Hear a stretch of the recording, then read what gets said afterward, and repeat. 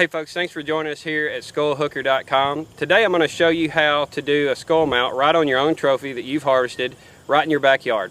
It'll take you about an hour and a half to 2 hours, and I'm also going to show you how to use the skull hooker with that mount.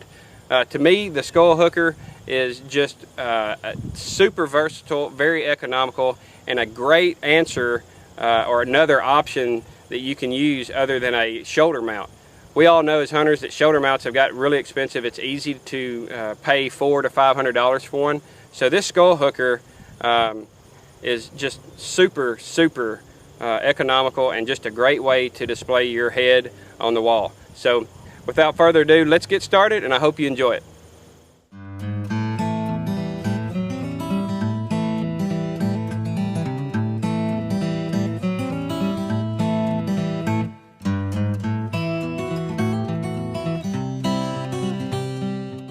Some of the tools you'll need is a pressure washer. If you don't have one of those, you can just borrow one from a buddy. You'll need an outdoor cooker, like a fish cooker with a propane tank and a pretty good sized pot to put the head in, because that's how we're going to clean the skull. Is we're going to boil it and to be able to get all the meat off the bone, and then we're going to use the pressure washer to clean it really well.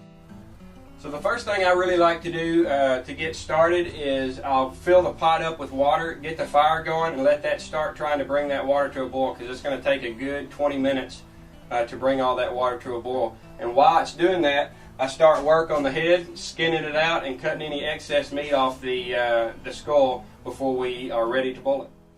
Alright, one thing I wanted to say is make sure that you store your head in the freezer until you're ready to do this. The longer a deer head or any type of other head sits outside without being frozen, the skull can become more stained. So take it out about 24 hours prior to give it plenty of time to thaw. Okay, we have all the skin off the head now. The only thing we have left to do is remove the bottom jaw. You can leave it on, it'll just lengthen your boil time, but I like to take it off just so I have a shorter boil time and I've got less meat to deal with while I'm trying to get it off the bone. So let's head outside and I'll show you how I remove the jaw. So I just take a regular wood saw just like this and kind of just place it right in the mouth of the deer and just saw straight down just like that. Right, so we've got the head, it's all clean, the bottom jaw is off, so now all we've got to do is drop it in this water. Just fill the pot up just far enough where it's about maybe a ½ inch or so above the base of the horns. That way it's covering all the meat on the back of the skull. So we've got the deer head in the water now. We're going to time it, give it about 30 minutes, then we're going to pull it out, and we're going to do the first pressure washing job on all the meat, and you're going to see how easy this is to do.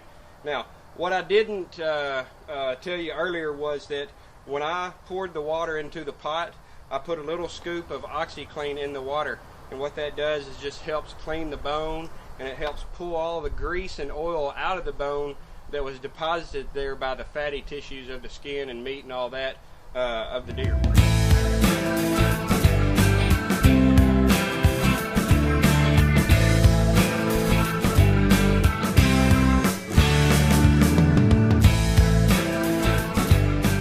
Alright, so we just put the head back in for the second time. We just washed off about 75 or 85% of the meat. So now what we're doing, we're going to put it back in the water for about 20 minutes. That's going to cook the rest of the tissue and meat in the nasal cavities and in the brain, and then we'll take it back out and blow off the rest of the meat, and it should be squeaky clean for us to bleach. Okay, here we are. It's the next day after we cleaned the skulls with the pressure washer. You don't have to wait overnight, but I ran out of daylight. But what you definitely want to do is you want to let the skull dry completely from the water. So once it's dry, what I like to do is kind of just go over it with a pair of needle nose pliers, and I am pulling off just any excess little pieces of meat or flesh that didn't get out from around the bone, and just to make sure that it's completely clean, and pull out those pieces, and then we are ready to start bleaching. Alright, I wanted to give you a couple of quick tips real quick on how to use the pressure washer on the head. Generally I start at the top of the head and I'll work around the bone and then around the horns and then come down. You can put the tip of your pressure washer down on really close, ½ inch or so to the bone. You're not going to hurt it. Where you can damage the skull is right here in the sinus area and when you're blowing up through the nasal cavity.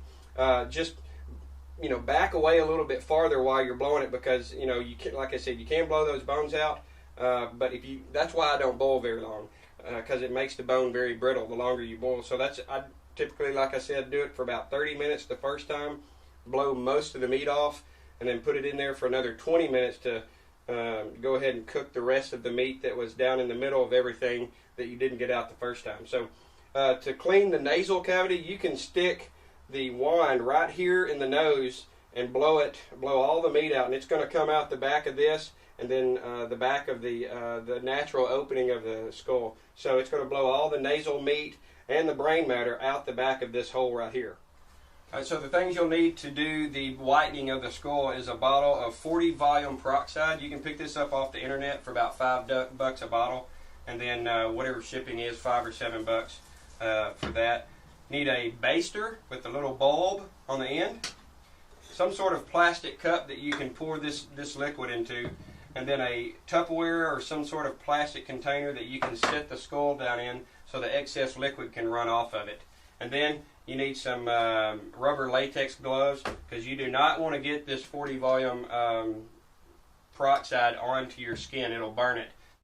Alright, so you just take a little bit of your peroxide, pour it into your whatever type of cup you got there. That bottle's out. And then you set your skull into your plastic container just like so it'll run down in, and you just draw this up into your baster.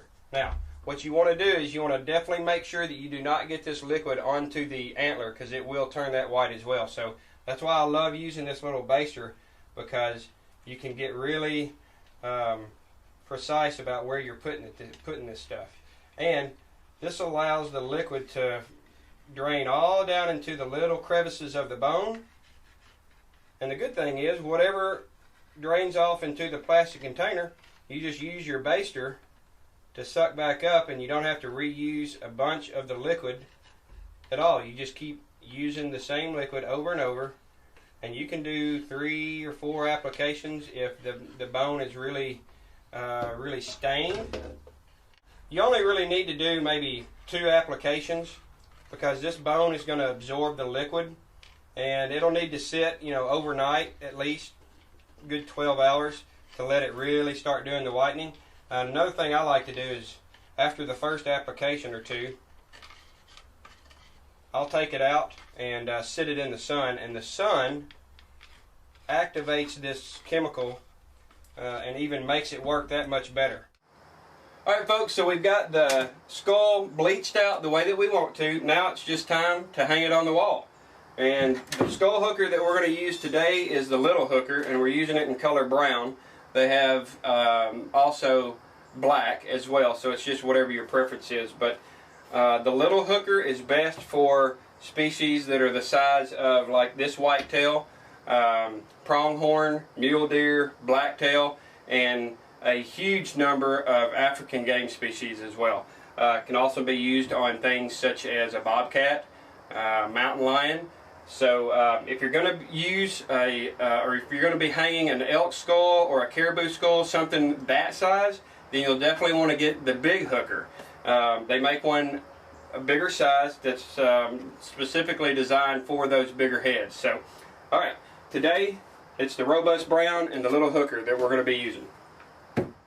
Alright, we've got the plate mounted to the wall, or in this scenario I've got it mounted to a stud here in my shop, just to show you how it works. But then we've got the arm that's been assembled, and one thing I want to show you real quick is how to slide the back of the skull onto the arm. And it's really simple. It works.